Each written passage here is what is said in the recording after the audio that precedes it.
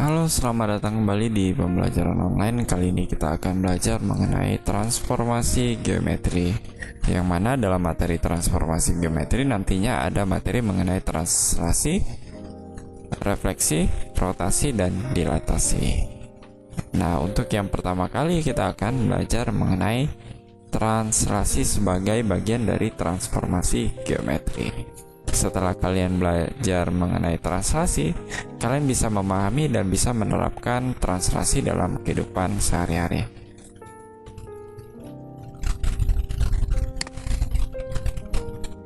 Nah, translasi atau pergeseran merupakan transformasi geometri yang memindahkan titik atau bangun tertentu dengan cara menggeser dengan jarak dan arah tertentu. Nah, misalkan kita punya titik P yang ditranslasikan oleh sebuah translasi T, maka titik P itu berpindah menjadi titik P aksen, ya. Nah, di sini P aksennya itu berarti bayangan dari titik P akibat sebuah translasi T. Nah, misalnya kita punya sebuah bangun, ya, bangun datar segitiga ABC. Nah, masing-masing titik sudutnya itu kita translasikan, ya, dengan translasi T. Maka titik sudut A akibat translasi T memiliki bayangan atau bergeser menjadi A aksen, ya. Kemudian titik B ditranslasikan oleh T bergeser menjadi titik B aksen. Kemudian titik sudut C pada segitiga ABC ditranslasikan oleh translasi T berpindah menjadi titik C aksen, ya. Nah, kalau kita tarik garis A aksen ke B aksen, C aksen, ya, kita akan menemukan sebuah segitiga yang identik dengan segitiga ABC. Oleh sebab itu, segitiga A aksen, B aksen, dan C aksen merupakan bayangan dari segitiga ABC sebagai hasil dari sebuah translasi T. Jadi sebenarnya translasi T ini memindahkan titik A ke A aksen, kemudian titik B ke B aksen, dan C ke C aksen. Nah, cara menyatakan translasi. Translasi juga dapat menggunakan pendekatan koordinat. Sebagaimana kita tahu bahwa dalam bidang koordinat itu memiliki dua buah sumbu. Sumbu vertikal disebut sumbu Y, sumbu horizontal disebut sumbu X, gitu ya. Nah, pada bidang koordinat, translasi dinyatakan sebagai pasangan bilangan T sama dengan A, B, atau T sama dengan AB. Jadinya bisa ditulis secara horizontal seperti ini ataupun vertikal. Nah, artinya apa? Bilangan A dan bilangan B. Untuk bilangan A, itu menyatakan pergeseran searah sumbu X. Nah, akibat dari pergeseran searah sumbu X, jadinya pergeseran ini hanya ada dua pilihannya, ke kanan atau ke kiri. Ke arah kanan bergesernya untuk A yang positif, dan ke arah kiri untuk A yang negatif, ya. Kemudian bilangan B menyatakan pergeseran searah sumbu Y. Nah, kalau bergeser searah sumbu Y, artinya ada dua pilihan juga, ya. Pilihannya ke atas atau ke bawah. Kalau ke atas itu untuk B yang bernilai positif, dia pasti bergeser ke atas. Sedangkan untuk ke arah bawah itu hanya untuk B yang bernilai negatif. Nah, translasi pada bidang koordinat. Misalnya kita punya sebuah contoh. Nah, di dalam contoh ini ada titik A. Titik A itu koordinatnya 1,1, ya. 1,1 kemudian ditranslasikan oleh translasi T sama dengan 2,4. Artinya apa? Artinya titik A itu bergeser 2 satuan atau 2 langkah ke kanan. Ingat ya, tadi bilangan A dan bilangan B itu bergesernya kemana aja ya. Jadi ingat itu, kalau yang A itu berarti bergeser ke kanan atau kiri atau searah dengan sumbu X. Kalau bilangan B artinya dia bergeser ke atas atau ke bawah atau searah sumbu Y. Karena di sini bilangan A-nya itu adalah 2, berarti dia bergeser ke kanan sejauh 2 langkah. Karena 2 itu kan bilangan positif ya. Jadi titik A itu bergeser 2 langkah. 1, 2, bergeser 2 langkah ke kanan. Kemudian B-nya itu adalah 4. Karena dia positif berarti dia bergeser ke atas ya. Kita lanjutkan, geser ke atas sejauh 4. 1, 2, 3, 4. Nah, demikian ya. Jadi kita dapatkan titik akhirnya sebagai bayangan dari A. Kita namain dia adalah A aksen. Nah, A aksen adalah bayangan dari A. Kalau A tadi titiknya adalah 1,1, maka A aksennya hasil dari translasi 24 itu adalah A aksen 3,5 ya. Nah, kita tulis 3,5. Nah,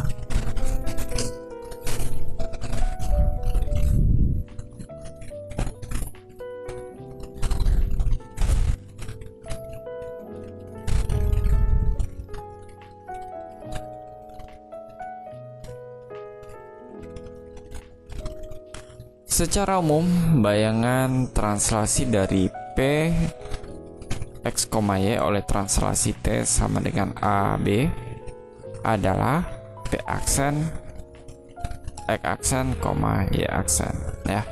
Artinya apa? Artinya P aksen itu adalah bayangan dari titik P akibat translasi T. Nah, ini juga bisa kita rumuskan dan bisa kita hitung kalau sebelumnya kita kerjakan menggunakan sebuah visualisasi dari bidang koordinat. Nah, bagaimana kalau kita mau mencari solusinya menggunakan perhitungan secara matematis ya. Nah, caranya seperti ini ya. Jadi titik P X, Y terpetakan ke P aksen oleh translasi AB. Jadinya P aksennya adalah X plus A, Y plus B. Artinya apa? Artinya X aksennya bernilai X plus A, sedangkan Y aksennya bernilai Y plus B. Nah, begini ya. Baik, agar kalian lebih memahami, kita perhatikan contohnya berikut. Yang pertama, tentukan bayangan titik P negatif 5,3 oleh translasi T sama dengan 9 negatif 6. Nah, titik P min 5,3 dipetakan oleh translasi 9 min 6. Nah, maka nilai dari P aksen adalah berapa sih titiknya ya, bayangan titik dari P. Nah, kita bisa tentukan dengan cara X aksen itu sama dengan negatif 5 plus 9 ya. Negatif 5 plus 9. Nah, hasilnya berapa? Hasilnya 4.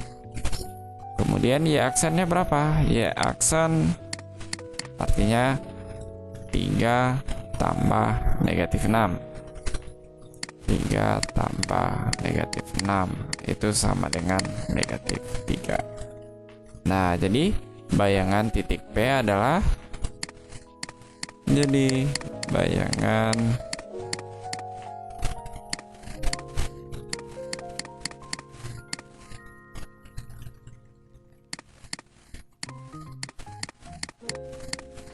B aksen 4, negatif 3. Nah, begitu ya. Nah, contoh yang kedua, titik A 1, negatif 3 ditranslasikan oleh T sama dengan MN. Diperoleh bayangan A aksen negatif 4,4. Tentukanlah nilai M dan N. Nah, tentukanlah nilai M dan N masing-masing ya. Nah, artinya sebuah titik A 1, min 3 ditranslasikan oleh translasi MN. Nah, ternyata dapat bayangan ya. Bayangannya aksen negatif 4,4. Ingat, ini bayangan berarti ini X aksennya dan ini Y aksennya ya. Nah, berdasarkan cara perhitungan yang sudah kita bahas di slide sebelumnya, artinya X aksen itu bisa didapatkan dari 1 ditambah M ya. Nah, 1 ditambah M. Nah, tujuan kita kan mau mencari nilai M dan X aksennya ternyata sudah ada, yaitu negatif 4.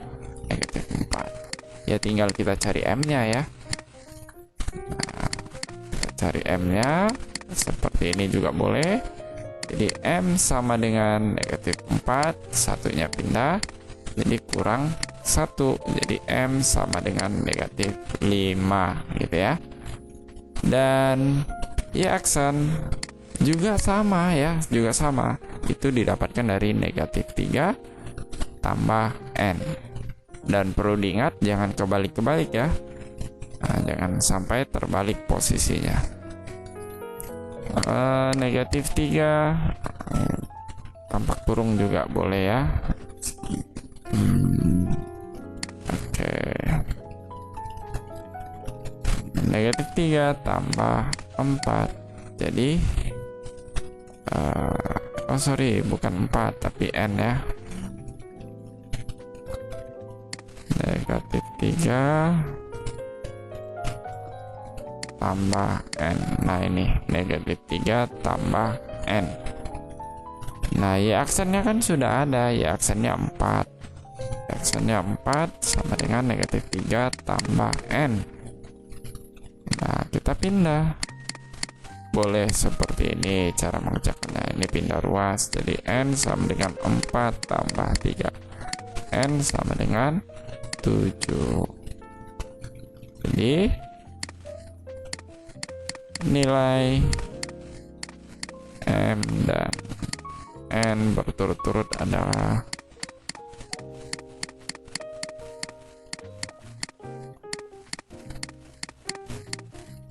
negatif 5 dan 7.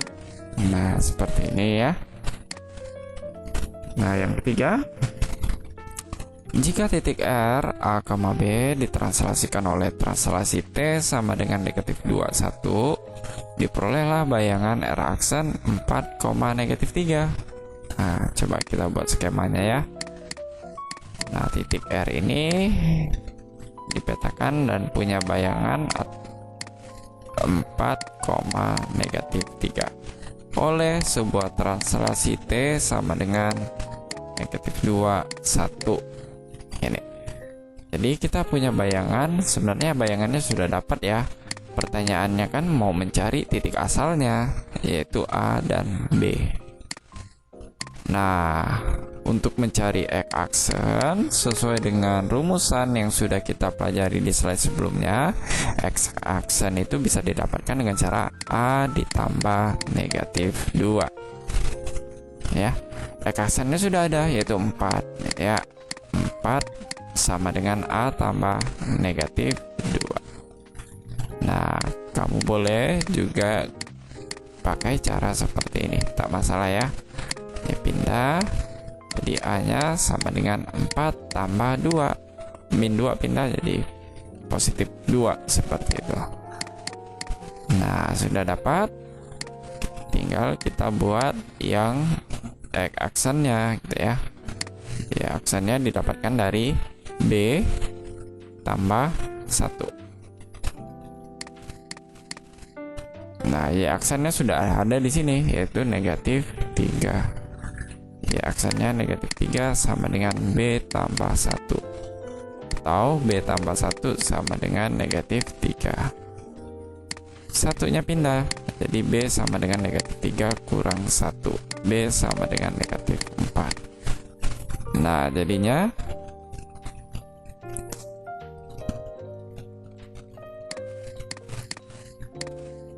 nilai A dan B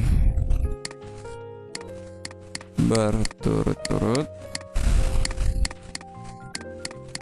adalah 6 dan negatif 4 gitu ya. Nah, kita lihat contoh soal yang terakhir. Bayangan dari titik W 1, negatif 3 yang ditranslasikan oleh T1 sama dengan 30 dan dilanjutkan oleh translasi T2 sama dengan 12 adalah, jadi ini ada dua buah translasi gitu ya. Nah, yang pertama dipetakan oleh translasi T1 sama dengan 30. Nah, ini dapat bayangannya, yaitu W aksen, X aksen, Y aksen. Nah, titiknya dapatlah titik W aksen ya. Dari W aksen ini ditranslasikan lagi oleh translasi 2. 1, 2. Nah, didapatkanlah W double aksennya ya. Itu di X double aksen dan Y double aksen. Nah, seperti ini ya. Jadi pertanyaannya sebenarnya itu adalah mencari W double aksennya berapa. Nah, untuk mencari W double aksennya sebenarnya prinsipnya sama ya. Jadi W double aksen itu bisa didapatkan dari X double aksen sama dengan 1 ditambah 3, karena ini lanjut berarti lanjut ditambah 1. Dari 1 tambah 3 tambah 1 ya. Ingat, 1 tambah 3 tambah 1. Dapatlah hasilnya adalah 5.